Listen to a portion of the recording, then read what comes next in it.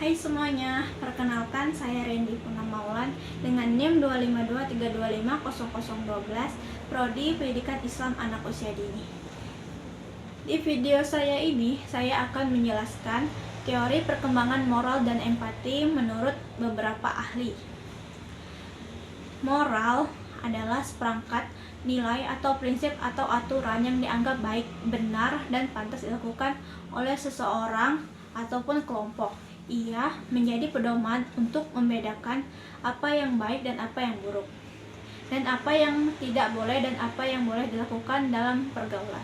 Contohnya, jujur, empati, jujur menepati janji dan tidak menyakiti orang lain. Sedangkan empati itu adalah kemampuan untuk merasakan, memahami, dan menempatkan diri pada posisi orang lain. Dengan empati, kita bisa mengerti perasaan, pikiran, kesulitan orang lain, seolah-olah kita mengalaminya sendiri. Contohnya, menghibur teman kita yang sedih karena kita mengerti betapa sakitnya perasaannya.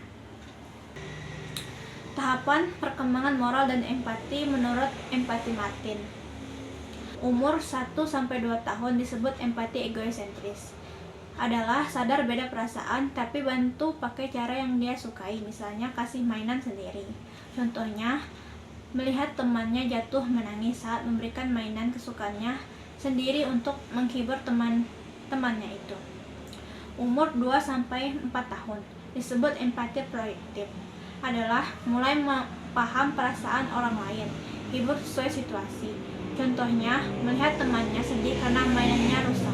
Anak menenangkan sambil berkata, "Jangan menangis, nanti kita akan perbaiki." Umur 4-6 tahun disebut empati berperspektif, yaitu paham sudut pandang berbeda, bantu, dan berbagi secara tepat. Contohnya, sadar temannya kesal karena tidak kebagian giliran main. Anak rela mengalah dan memberi kesempatan temannya bermain lebih dahulu. Tahapan perkembangan moral dan empati menurut Lauren Colbert. Tahap pertama yaitu tahap prakonvensional, yaitu di umur 2-9 tahun di tingkat PAUD. Tahap pertama yaitu memiliki rasa patuh dan takut. Hukuman baik atau buruk dilihat dari akibat dimarahi atau tidak. Tahap kedua yaitu untung rugi sendiri. Berbuat baik kalau dapat balasan atau keuntungan. Empati masih egosentris, mulai sadar perasaan orang lain. Tahap kedua yaitu tahap konvensional, usia 9-20 tahun. Contohnya, yaitu berperilaku agar dipuji, dianggap baik, patuh aturan masyarakat. Ketiga yaitu pasca konvensional atau tahap dewasa. Pada tahap dewasa ini, mereka berpegang pada prinsip keadilan dan hati nurani di atas hukum. Pesan moral yang dapat kita ambil dari ini yaitu moral berfungsi sebagai pedoman untuk membedakan mana yang baik dan buruk, serta mana yang benar dan mana yang salah. Melalui moral, anak belajar mematuhi aturan, bertanggung jawab atas perbuatannya, serta membentuk sikap dasar seperti jujur, sopan, dan adil dalam berperilaku sehari-hari.